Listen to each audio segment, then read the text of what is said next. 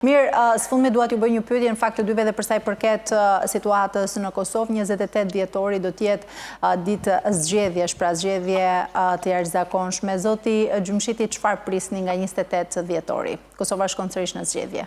Sa i përket zhvillimeve në Kosovë dhe pritshmërisë së zgjedhjeve të ardhshme të 28 dhjetorit, ajo çfarë kemi parë në 5 vjeçarin e fundit, kemi parë një mandat të plot të një leadershipi kosovar, i cili është përpjekur ta shkëput Serbinë apo kontrollin e Serbisë nga Kosova, me një sfidë jashtëzakonisht të fortë si nga Beogradi, i cili përpiqej të kontrollonte dhe vazhdonte të mbante nën kontroll mekanizmat e vet qeveritar që kishte instaluar brenda Kosovës në 20 vjeçarin e fundit, prapa përfundimit të luftës, dhe disa diplomatë të korruptuar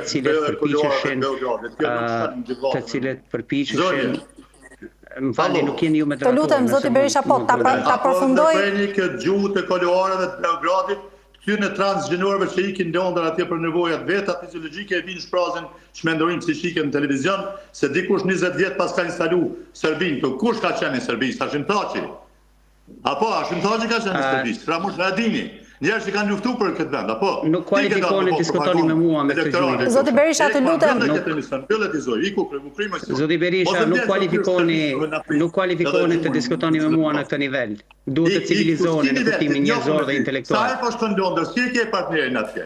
Apo Zoti Berisha, nuk kualifikoheni të diskutoni me mua në këtë nivel. Mundosh me akuzu njerëz 20 vjet. Kujt po i thuti 20? Mua po më thosë Union de strukturës Serbisë, apo? Zoti Berisha, nuk kualifikoni që të diskutoni me mua në këtë nivel. Po më tregon, jo po kualifikohesh me këtë tendin që e ke pas në burgë ta kanë shantazhuar me leptirin, e kanë incizuar tash ta shantazhojnë edhe ki pranuar dhe Zoti Berisha, nuk kualifikoheni të komunikoni me mua në këtë nivel.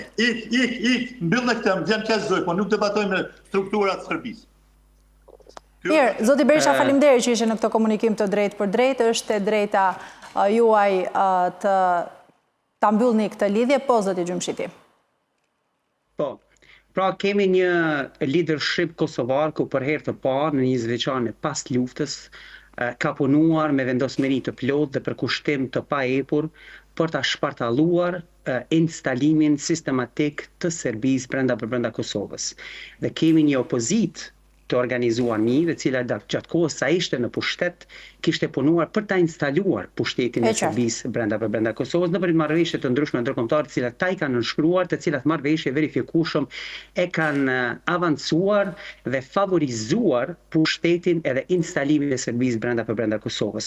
Nuk është rastësishme që zoti Berisha dhe të tillët si ai janë jashtëzakonisht të shqetësuar kur përballen me të vërtetën, sepse vetëm e vërteta është tregimi i cili do t'ua përfundojë karrierën atyre politike, sepse verifikueshëm ata kanë mbështetur operacione politike të cilat e kanë destabilizuar Kosovën në interesat të Serbisë dhe kushdo që e ka kërcënuar stabilitetin e kontrollit të Serbisë në Kosovë, këta i kanë dalë kundër.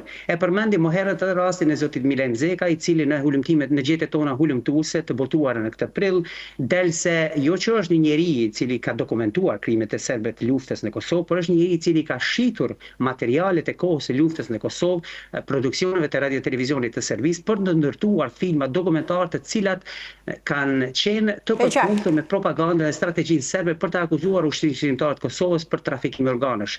Pra akuzat të mos zgjatemi më shumë se dhe të shpifura nga vetë Beogradi zyrtar, të cilët janë hedhur poshtë dhe nga gjykata ndërkombëtare.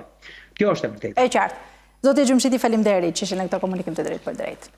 I lutem shumë, faleminderit për kohën.